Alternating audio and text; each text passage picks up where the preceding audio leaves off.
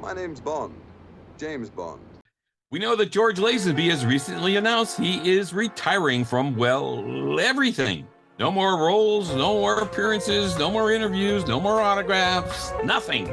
We like George Lazenby as Bond and as a very interesting personality that really enhanced the James Bond community worldwide. So today, we want to salute George Lazenby for his contributions to the world of James Bond through his solo performance as Bond in On Her Majesty's Secret Service. Hats off to George. And to help us along with this, we have back Mike Reyes, the senior movie contributor at cinemablend.com. Welcome back, Mike. It's always fun to hang with you, and it was great to meet you in person at the latest Gatherall in New Jersey. Absolutely. Oh, that did happen, didn't it? Yeah. Yeah. Oh, Dan, Tom, it's first of all, lovely to be back on spymovienavigator.com. Thank you. Lovely to have met you in person.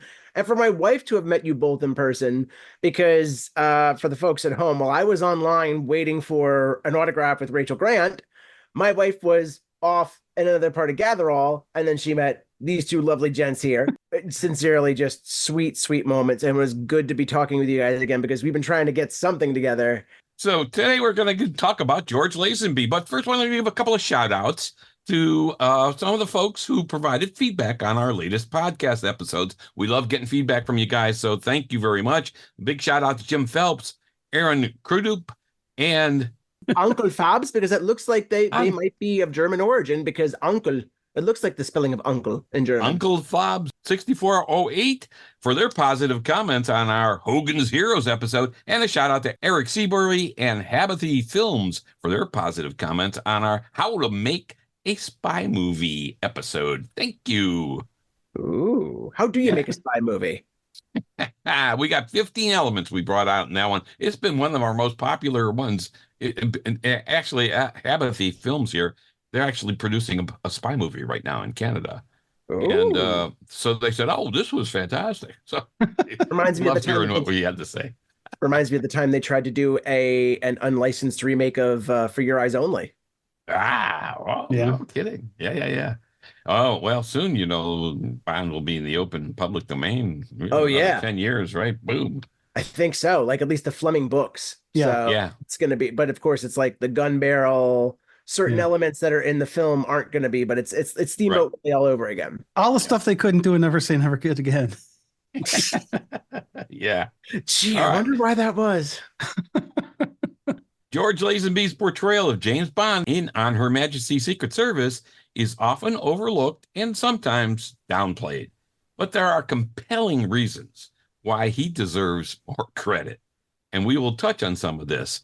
Mike Reyes just wrote an article on George's retirement, and we want to talk a little bit about that and then talk about why On Her Majesty's Secret Service is a damn good movie.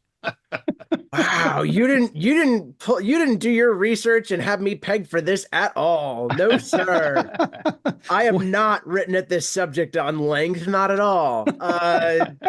Yeah, I mean, just a quick agreement with all that you said there. George Lazenby is definitely underrated in his tenure, and just as my father had raised me with a healthy appreciation for this film, he also sort of gave me a little bit of wisdom when it came to looking at franchises, because he's like, if he at least did one more movie, we could have said more about what his Bond was like, or at least two more movies. And that's something that even Lazenby himself has sadly, reflected on. And he's like, I wish I'd done one more just to show them I could have done it.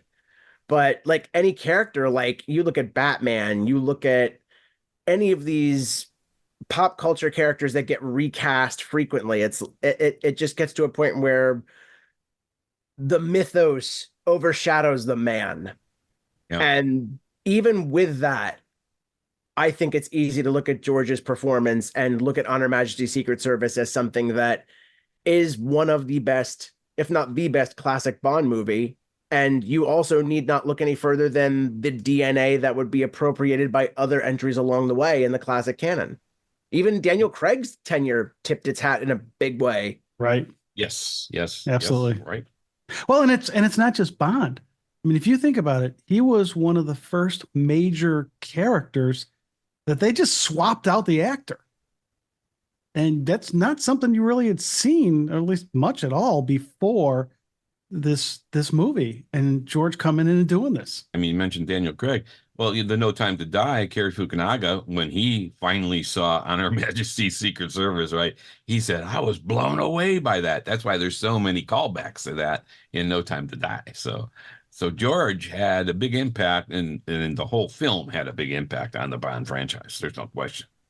Oh yeah, I mean, I was delighted to hear that from Cary when I did the rounds for No Time to Die, and he was just like, "Oh yeah, I saw that," and it's just everybody. There's so many people that are discovering this movie still, Yeah, and I don't know how much longer we're going to be able to call it underrated just because of the healthy appreciation it's gotten.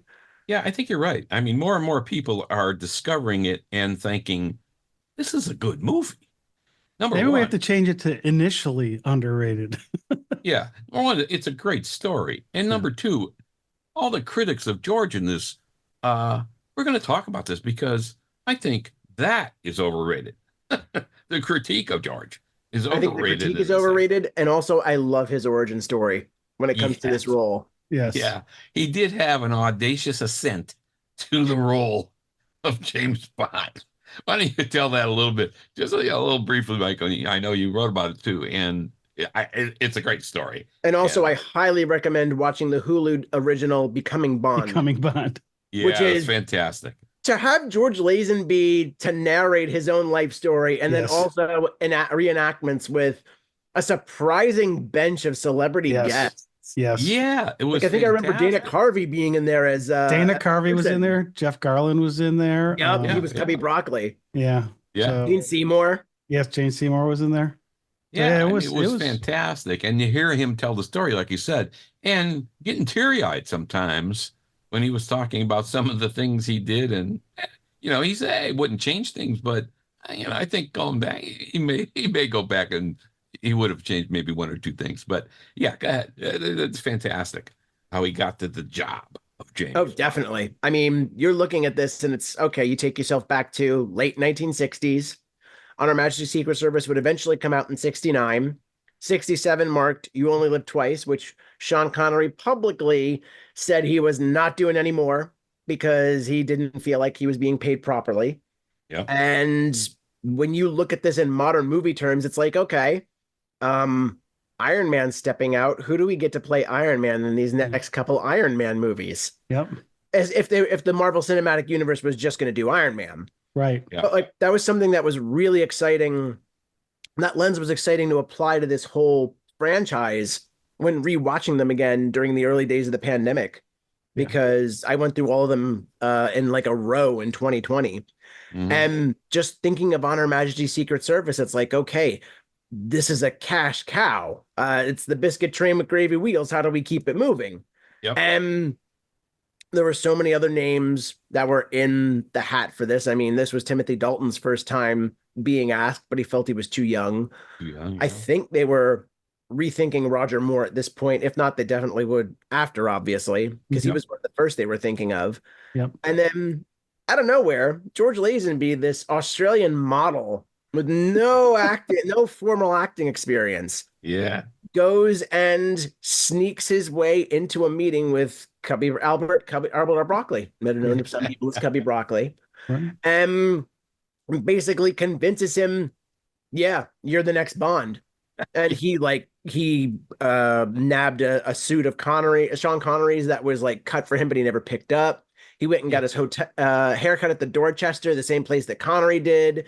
He got the Rolex. Like, he basically cosplayed James Bond in front of the producer. And he was like, you know what?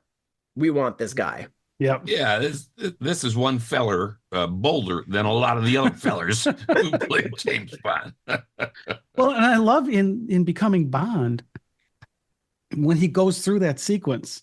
And, so he's talking about it, and then they've got the action behind him and the action going on. But, it's like he goes in the store. Connery didn't pick up a suit, so George just grabs it. And what I love is it fit him. Yeah. I mean, at least it fit him enough. He had a tailor. He did have a tailor. Yeah. Oh, true.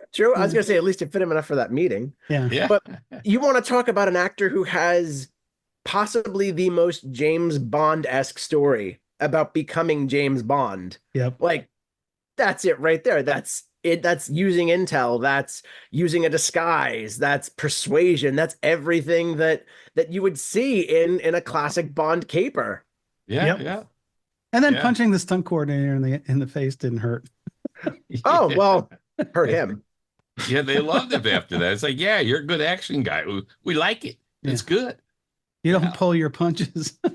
And Peter Hunt saying, damn, you fooled the two of the most vicious guys in the world. You're not an actor? Yes, you are. Well, it's that rugged Australian upbringing that definitely gave George that leg up. And even just looking at the origin of his life, the fact that he was born with I believe it was a heart defect. Yes. Yeah. And his doctors were like kidney. I think maybe kidney. Yeah, it was kidney. No, you're right. You're right. Kidney. Was. And it was he was born with a congenital defect, and it's like he's not gonna. I wouldn't be holding your breath for him lasting it like past 10, or I forget what age they put out 10 there. or 12 or something like that. Yeah. And it was like Bobby Darin all over again, where it's like, okay, like right from the beginning, it's kind of his birthright. Where it's like, make the most of everything. You don't know how long you're here. Yeah. Mm-hmm. And he did.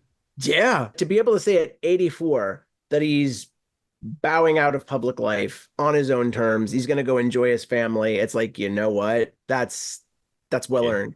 Well, it's also him. It's on his own terms. Yes. Right. I think he would have it no other way. Yep. Yep. Yeah. Unfortunately, we didn't get a chance to get an interview with him, but and you didn't either, Mike. Right? We all wanted to. Yeah. Didn't get an interview with him, and I didn't get I didn't get one of his signed photos, and I know they're selling out now. Yeah, I have one of his. Anders has some, I think. Still has some. I got one from Anders once, and but we wanted to talk to George. Everybody wanted to talk to George. He actually responded in one of the social medias to me on a personal message saying, "I don't do podcasts. I don't like podcasts." George, that's George in a nutshell. Yep. And I think actually on GeorgeLazenbyOfficial.com, I think there are still some autographs available. Not a lot, but there are some.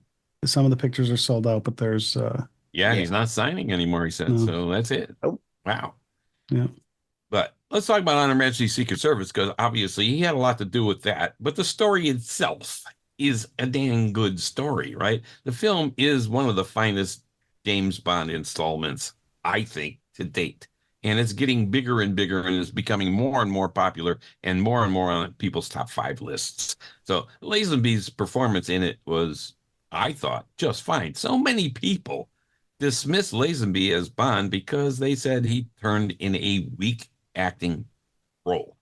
And I don't get it. So I asked people directly when they say that, give me 2 or 3 examples from a film where he was bad. No, just in general, he was bad. I think, no, that's no good. Yeah.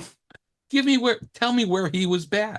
Yeah. And really, you go through the whole movie, and he's pretty darn good in the whole movie. I think he's good. What do you think? I mean, Tom, unless you're going to counter some here and play devil's advocate. No, I'm not. No, I totally agree. I mean, again, when you look at the context, a male model with no formal acting training, no formal acting experience. This is his first film. He's being thrown into the role of James Bond, and he's been very public about how much pressure that put on him at that point.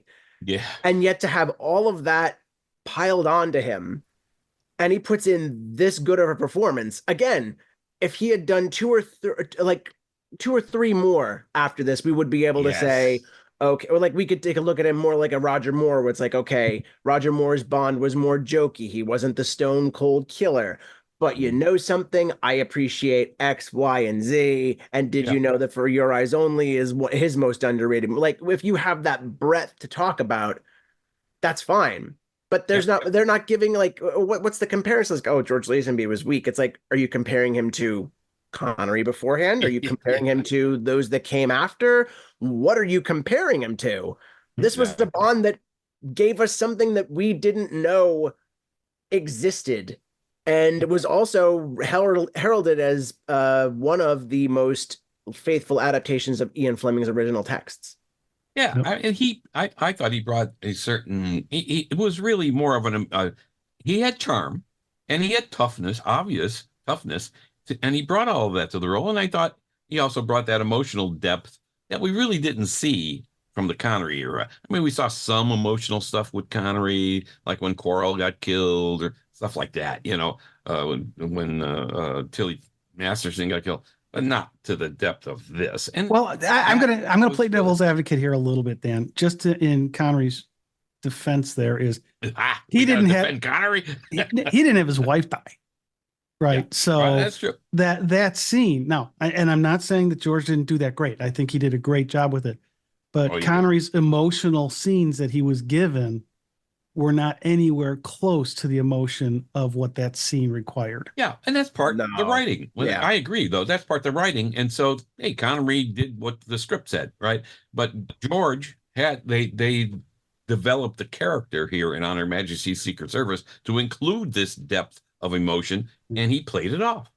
Yeah. So that's good.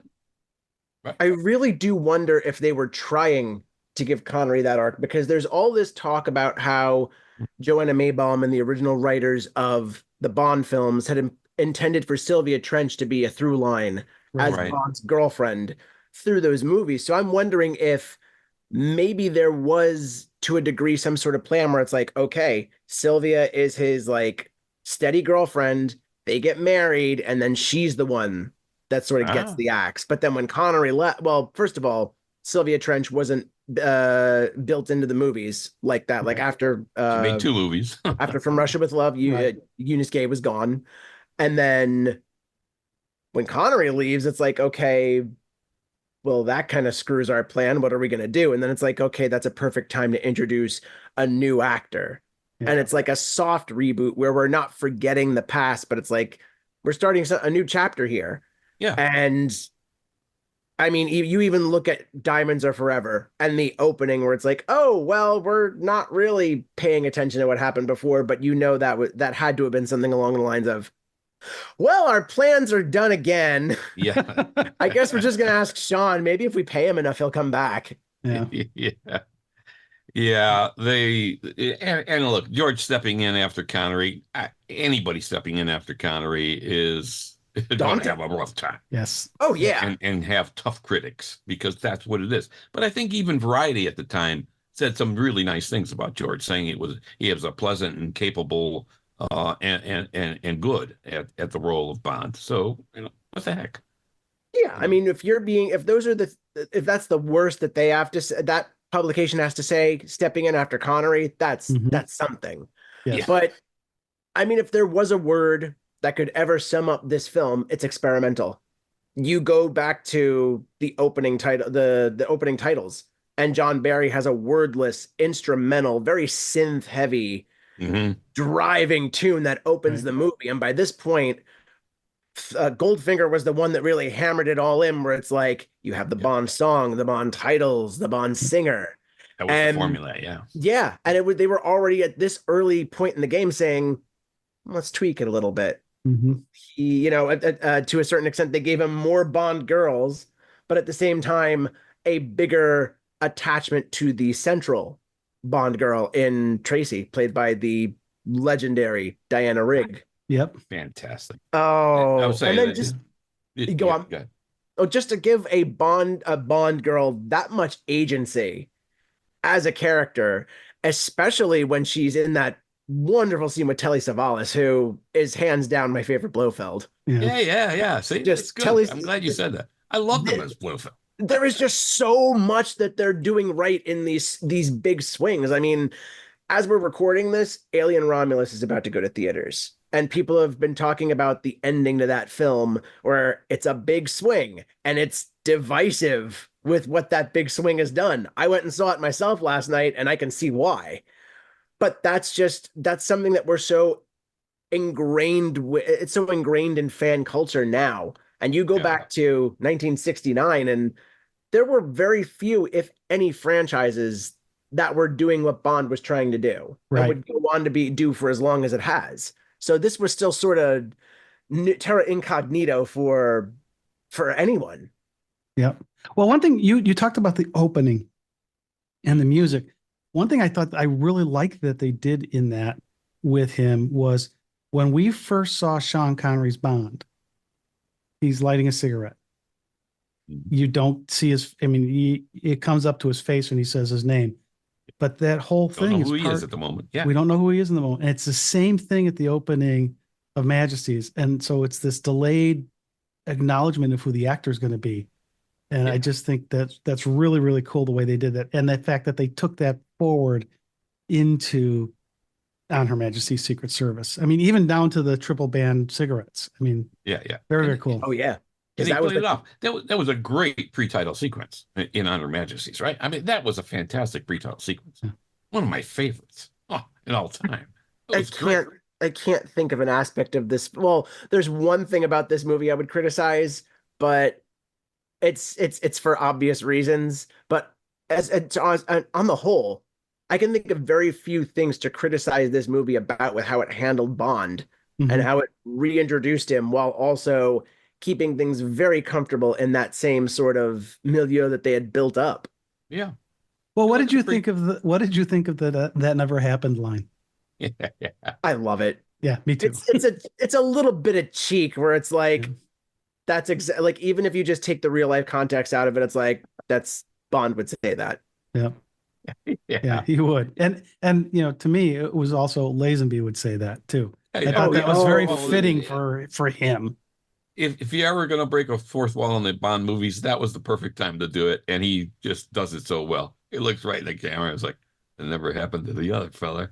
To the point where you have people saying, oh, why don't we open Bond 26 by negating like a little joke that negates, oh yeah, didn't Bond just die? And it's something like, if they hadn't already used the line like resurrection is my hobby, like something like that in Skyfall, that would have been great. Yeah. Yep. Hey, you know what? In fiction, anything can happen, right, Mike? You could just write it and it's done. Bond is alive again. All I have to do is write it. Yeah, and it's just we know it's going to happen, and you don't even need to acknowledge it. The point, everyone knows that even in a soft continuity, like the classic 20 film run was, before they even decided to reboot with Casino Royale, you had an acknowledgement that it's something different. This is a different chapter, a different era. What's this Bond gonna be like? What's this Timothy Dalton guy gonna be like in the Living Daylights? Yeah. Ooh. And again, it's like that was something that made the On Her Majesty's Secret Service opening a hallmark of the series, because you have that wonderful sequence where there's other actors that deliberately look like past Bonds. Yes. And then that wonderful shot where it's like Dalton, hair swept, looking over an alert. And it's like, oh, well, now we are officially welcomed. Yeah. And I think they did the same thing here. When they introduced them, I thought it was a great introduction. And well, could he have had a stronger pre-title sequence and our introduction to Bond than that? The whole beach scene, fighting on the beach, saving Tracy from the water. I mean, this is the kind of stuff Bond would do, right? You expect, hey, I'm going to go save this woman. And then people are fighting him. I'll take care of these guys.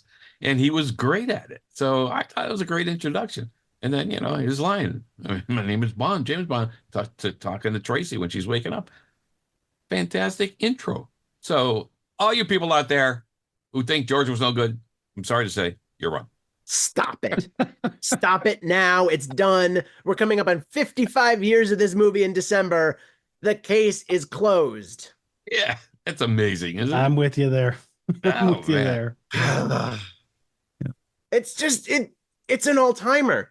Yeah. It seriously is an all-timer, and that's a reason why it gets so referenced so much throughout the series, is because Bond at his best is dangerous, is wounded, has emotional scars from the past, even though they don't play it up as much in the classic films, that he lost his parents and was an orphan and went to boarding school and left on mysterious circumstances. Like, this man, I don't think people take the hallmarks of the series properly because of that. It's like he was it came from a good background, but eventually became a poor orphan who had to fight for everything. That's why he was perfect for clandestine service. That's why he lives life the way he does and maxes out his expense accounting, gives himself the finest things, because he comforts himself in the only way that he knows, the comforts of the modern man. When he allows himself to be vulnerable, it gets dangerous. He was always a very strong and suave persona, the guy in Bond, right? Always. But we know deep down, hey, he's a human being. We'd like to think he was our hero. And even though I think Fleming at one point said, no, he wasn't a hero.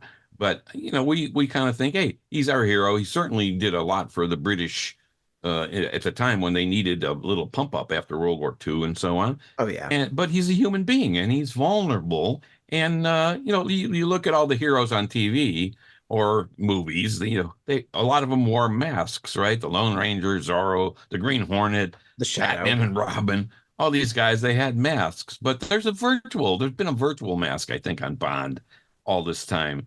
And it's a mask of control, that he's always in control, that he'll figure out a way out of situations. He'll always figure this out, and that this is the mask of control. And I think here in the final scene of the movie with George and on Her Majesty's Secret Service, that mask kind of slips away, and we see the vulnerability of Bond really for the first fundamental time that they're showing us.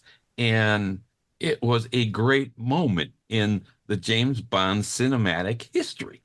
And it's fantastic. This is a powerful scene, and Lazenby played it off perfectly.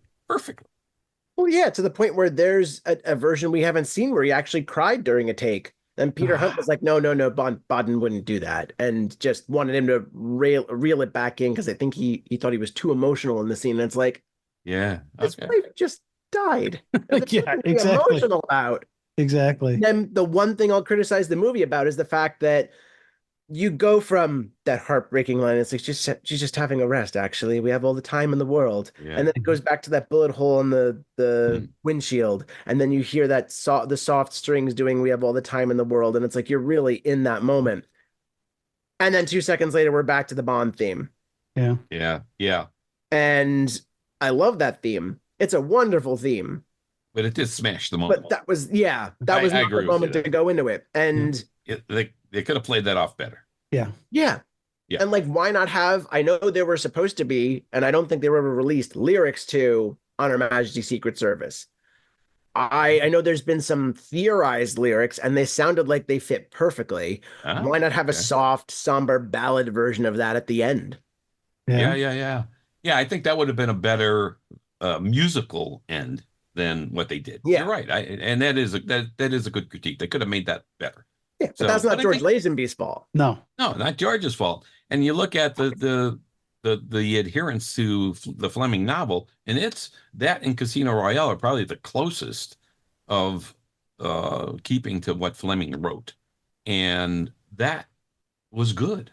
Yeah, and one of our favorite Bond movies ever. Yeah, one of the things I want to go back to, Dan, you were talking about the control and then the mask coming down, and what I really like about that is you had George at the beginning of this thing, and he was in control. It's like, I'm getting out here, I'm going to go save this lady, and he's totally in control. And then, again, as the character evolves and as George's portrayal of him evolves and the story evolves, he softens up a bit, which was kind of nice, because you got this, I don't know if it's roller coaster or whatever, this wave of how the character goes, and George is able to play with that amazingly well, especially for a guy who didn't have acting experience. Yeah. Exactly. And there's one really good moment is when the hypnosis process is starting and he's in bed with Ruby, and the genuine concern he's showing is like, Ruby, wake up. It's like, you could tie that back to Goldfinger, where it's like, oh no, please, no, don't let that, like, she's this sweet, innocent young woman who just wants to have fun and wants to cure her allergies. And then he just has that was another sort of evolution of Bond in that moment. It's like, he's not just seeing these women as disposable pleasures. I mean, he's certainly having fun, but he didn't want to die. Yeah, and he has a history of trying to save the woman, right? I mean, he did it in Dr. No with Honey Rider, and he's doing it in many movies where he tries to save the woman at the end. He doesn't have to, but that is part of the Bond experience and part of the Bond culture.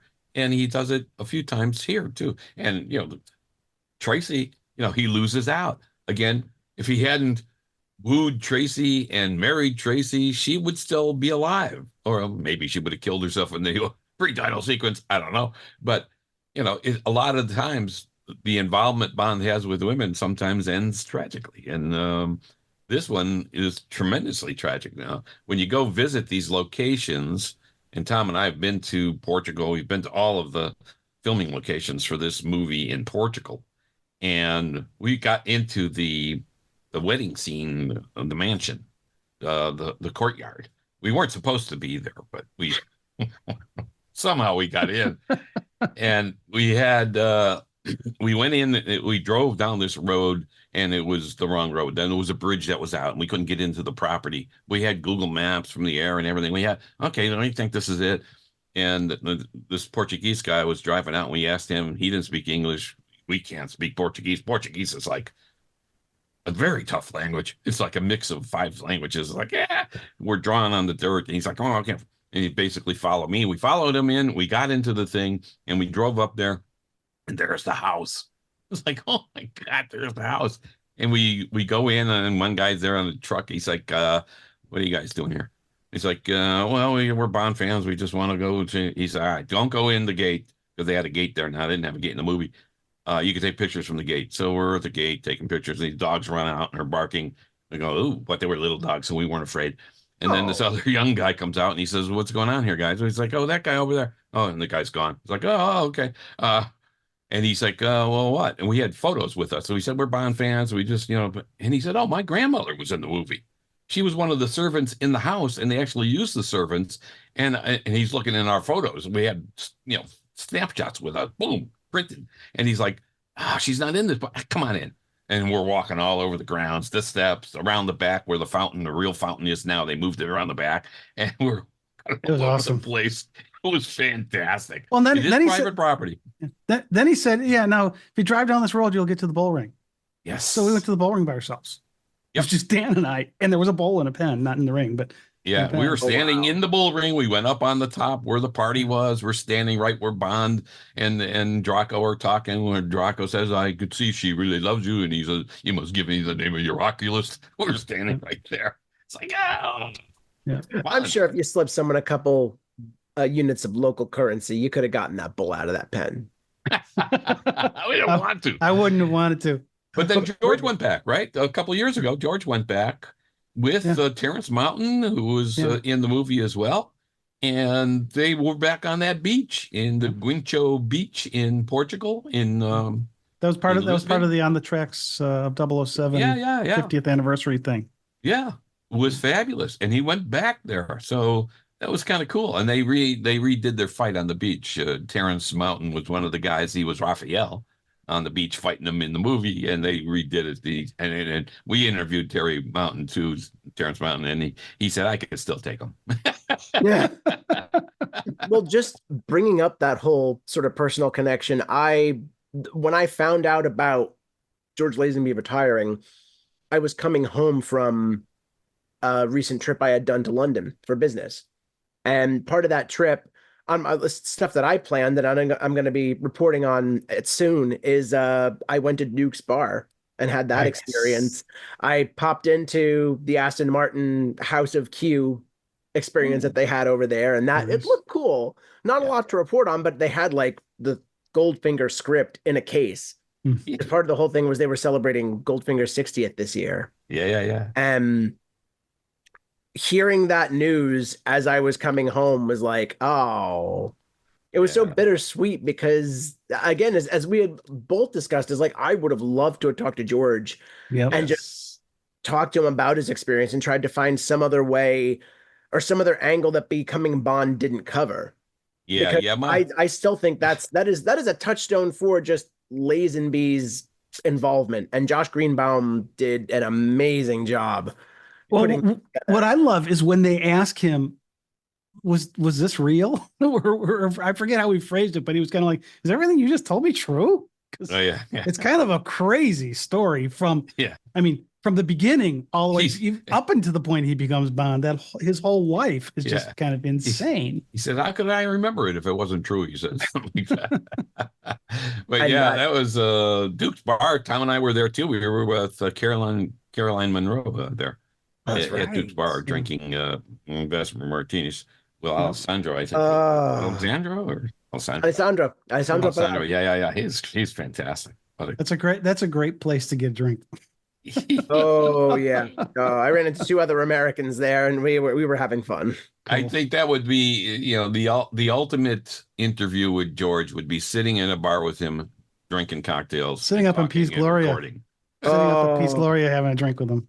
Yeah. Yes, that is a place I still need to get to.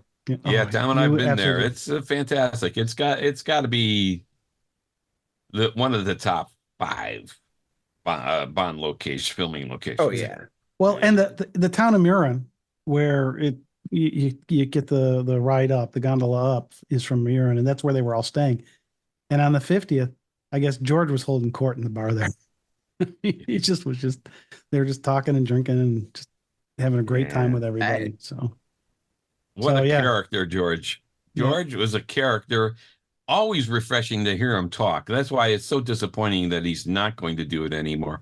Because anytime you saw him on interviews, you saw him on a show, you saw him at these events and stuff, and you saw the videos of it, whatever, you just listened. You had to listen to him because he has such a compelling story. It does change once in a while, but which one? Whose doesn't? Yeah, it's fantastic. And in the Becoming Bond thing, he said, I may not be good, but I'm original. And I loved when they asked him, what would you like to be remembered for? And he said, you can defy what is expected of you and write your own story. And that's him. That's George Lazenby. His whole life. To a nutshell. Definitely. I mean, right down to turning down an extended deal to be Bond because of all the pressures that had fallen on him with the role. And then, of course, Ronan O'Reilly is like, no, this Bond's passe. You could be making spaghetti westerns and, really digging into the counter. His manager, right? Yeah, his manager, right, Mike? Yeah. Oops. Yeah, it's like, this is hippie times, tuxedos, those guys are out, Yikes. Might have made a mistake there. But the silver lining of it all is the stories that George has had to tell. And ones that he really doesn't seem to look back in anger, so to speak. Like he understands his own egoism at the time, his own drive, the factors that made him make those decisions. Like he's not one of those people that looks back and is like, oh, those bloody Bond movies, they took it out of me. It's like, no, he had fun, and just the regret where he's like, I wish I would have done one more to show them I could do it. Right. And since I repeated that whole thing, I wanted to ask you both, what Bond movie would you have most wanted to see George Lazenby follow things up with? Out of the ones that followed, which one do you think was the biggest missed opportunity for him to jump back in? I think For Your Eyes Only, he would have been terrific in For Your Eyes Only. That's that should have been the follow-up right now that you mention it. It's like after that, right? Not Diamonds Are Forever, just no. For Your Eyes Only. Yeah. They wrote it. That would have been powerful. Who knows if they would have wrote it the same way if they had made it in 71 versus making it in 81. Right. 81. Yeah. Right. No, I like that choice. Because that would seem to fit him. Boy, that would have been a powerful 1-2 punch. And that talk about mythic, because if he had made that would have been another sacred text if things did shake out the way they did, because Quantum of Solace owes a lot to For Your Eyes Only, and I mean that sincerely and in a good way. Yes. Yeah. Well, that was one of Roger Moore's best, but that would have been a great follow-up for George. Yeah. Oh my God. Now, one that I don't think would have been a good follow-up would have been Live and Let Die for him. I don't think that would have worked for him. Right? He may have a hard time playing that one off. I think that would have worked for very few people. Yeah. Let's be honest. Yeah. I mean, it's one of those. I like the movie. It's just I can't see George in that in Bond in that role. Yeah, I seem to remember you had written that they were talking that it was going to be Man with the Golden Gun after Majesty's. I thought I read that, and that was in one of your articles. I'm gonna have to look that up again. I wouldn't be surprised. I know that some people like to say that it would have been Diamonds Are Forever that automatically popped up, but I think that's just because of the opening that was written, and everyone thinks, oh, that was obviously meant to be for George, but since Sean's back, we have to tweak it a little bit. Where's Blofeld? Yeah. Like just 5 minutes of people getting their asses handed to them being asked where Blofeld is. Yeah. Yeah, right. It's like at that point, Charles Gray's just standing in his legs like, I didn't know you thought so highly of me. Yeah. All good stuff. Absolutely. Okay, so Mike, as we come to the end of this discussion, and I love what you wrote about this, how do you want to wrap up how we think of the George Lazenby James Bond, his career, and what he meant to the character? To sort of adapt a common adage, he wasn't there for a long time, but he was there for a good time. George Lazenby means more to this saga than most people would give him credit for, except for people that are diehard fans like us that can connect the dots. And you go to For Your Eyes Only, you go to License to Kill, you go to Tomorrow Never Dies. Mm-hmm. Yeah. And even like the sly reference in GoldenEye where Alec is talking to Bond about like trying to drown the screams of the women that he failed to save. Yes. And then, of course, just writ large throughout Daniel Craig's era, Yes. George Lazenby's Bond was a stepping stone that helped keep this series alive because it allowed other experimental, jokey things to happen. And he will always be important and just an icon to me for this. Hey, all right, that's a wrap. We want to wish George Lazenby the best in his retirement, and we'll always love you, George, as Bond, James Bond. This has been Dan and Tom on our podcast, Cracking the Code of Spy Movies. Subscribe now and check out our fun website, spymovienavigator.com as well. And we want to thank Mike Reyes again for joining us. It's always fun, Mike, to have you with us. Well, Mike says it's a very big treat to have been on with you guys again, and just, it's never a dull moment. It's never rigid and structured. Like, I like that we just go off on tangents. We tell each other stories. Yeah. I am honored to be back. I'm honored to be tipping my own hat to George Lazenby, and I look forward to our next chat. All right. Thanks for listening, everybody. We appreciate you spending time with us.